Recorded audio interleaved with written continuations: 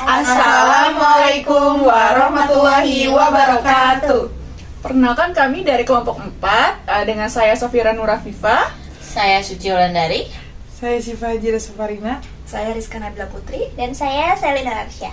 Dengan NPM Oke, dalam video kali ini kelompok kami akan membahas mengenai masalah-masalah dan belajar. Keep watching ya.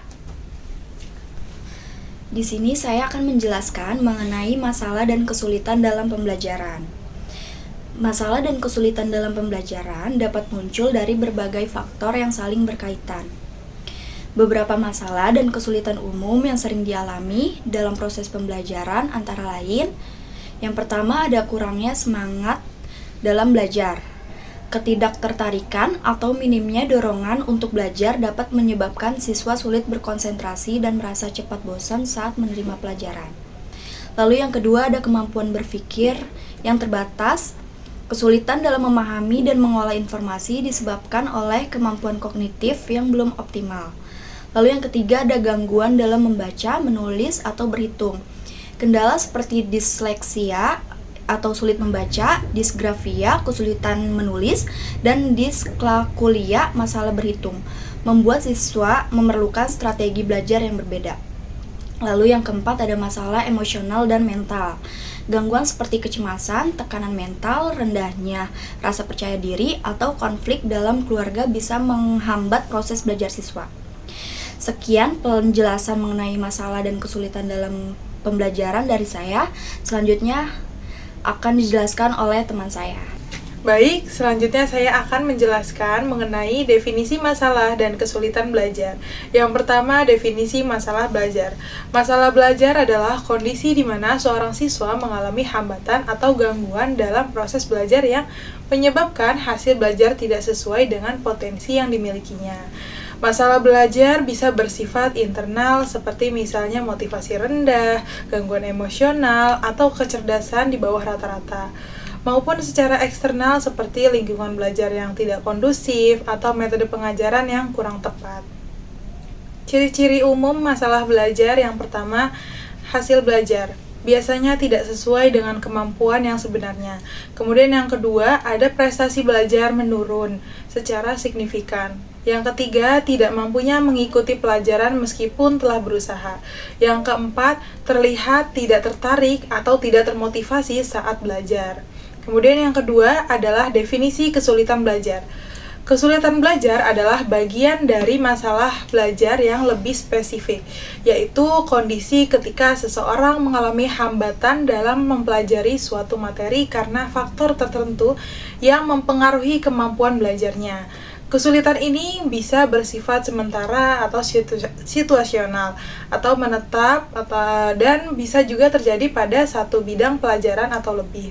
Menurut ahli Halahan dan Kaufman tahun 2006 menyebut kesulitan belajar itu sebagai gangguan dalam satu atau lebih proses psikologis dasar yang terlibat dalam memahami atau menggunakan bahasa baik lisan maupun tulisan. Ciri-ciri kesulitan belajar diantaranya yang pertama itu biasanya sulit memahami instruksi atau materi pelajaran. Kemudian yang kedua itu lambat dalam membaca, menulis, dan berhitung.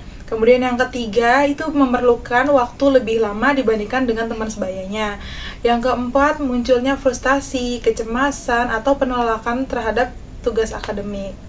Sekian penjelasan dari saya mengenai definisi masalah dan kesulitan belajar. Materi selanjutnya akan disampaikan oleh teman saya.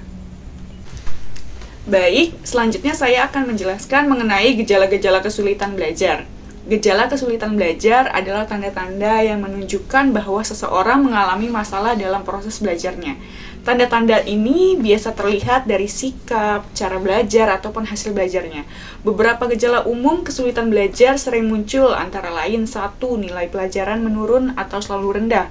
Kalau seseorang terus-menerus mendapat nilai yang buruk, padahal sudah belajar, bisa jadi ada kesulitan yang belum teratasi. Yang kedua, sulit memahami pelajaran meskipun sudah dijelaskan berulang-ulang. Siswa tetap bingung atau tidak paham dengan materi pembelajaran. Yang ketiga, lupa terhadap apa yang sudah dipelajari, mudah lupa materi yang baru saja dipelajari, sehingga kesulitan untuk mengerjakan tugas atau ujian. Yang keempat, tidak bisa fokus saat belajar, sering melamun, cepat bosan, atau mudah terdistraksi saat belajar. Yang kelima, tidak semangat atau malas belajar, siswa tampak tidak tertarik, enggan membuka buku, atau merasa stres setiap kali belajar. Yang keenam, perilaku menghindar, siswa sering mencari alasan untuk tidak masuk sekolah, tidak mengerjakan tugas, atau pura-pura sakit. Yang ketujuh, kemampuan berpikir lambat, sulit menjawab pertanyaan, membutuhkan waktu lama untuk memahami atau menyelesaikan soal.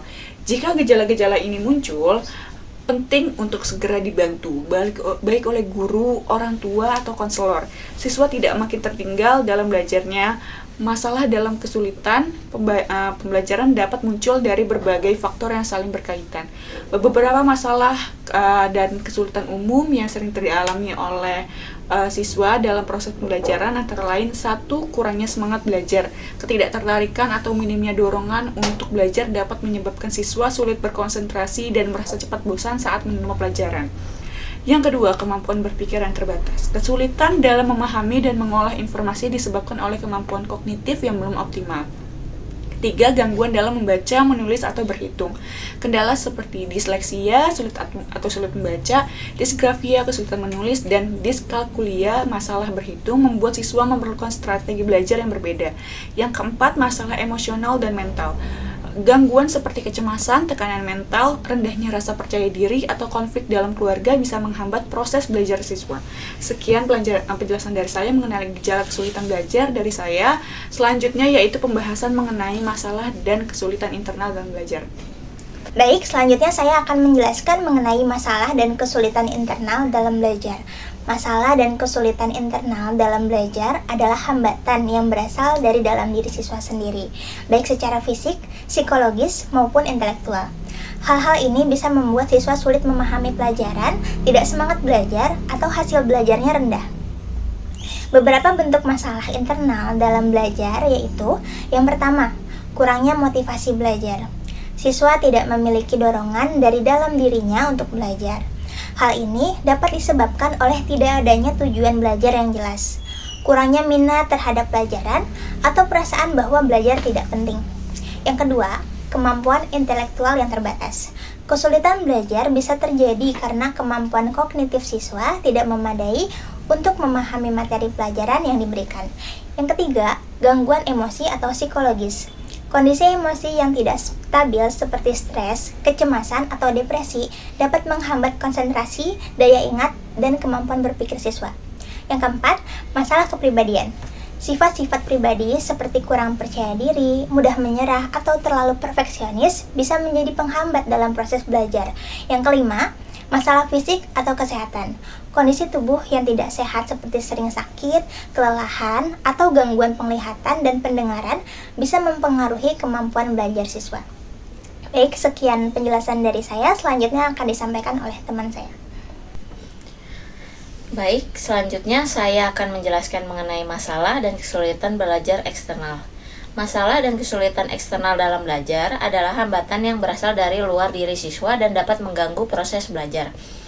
Masalah dan kesulitan eksternal tersebut antara lain adalah: yang pertama, lingkungan belajar yang tidak kondusif, lingkungan yang ramai atau bising, atau tidak nyaman bisa membuat sulit berkonsentrasi saat belajar. Contohnya, belajar di rumah yang dekat dengan jalan raya atau sering ada keributan keluarga.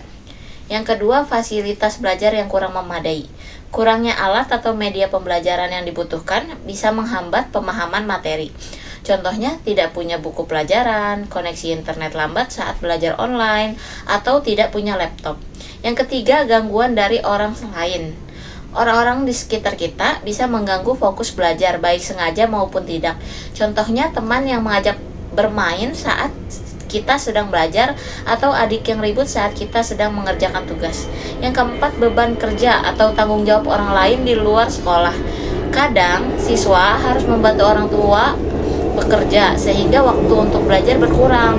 Contoh, harus membantu jualan di warung atau menjaga adik sampai malam. Yang kelima, sistem pendidikan atau metode pengajaran yang kurang sesuai. Cara guru mengajar atau sistem sekolah yang kaku bisa membuat siswa kesulitan memahami pelajaran. Contohnya, Guru menjelaskan terlalu cepat atau hanya menggunakan metode ceramah tanpa berdiskusi. Sekian pembahasan dari kelompok kami, kurang lebihnya mohon dimaafkan. Don't Forget To Love and thumbs up. Bari salam. Assalamualaikum warahmatullahi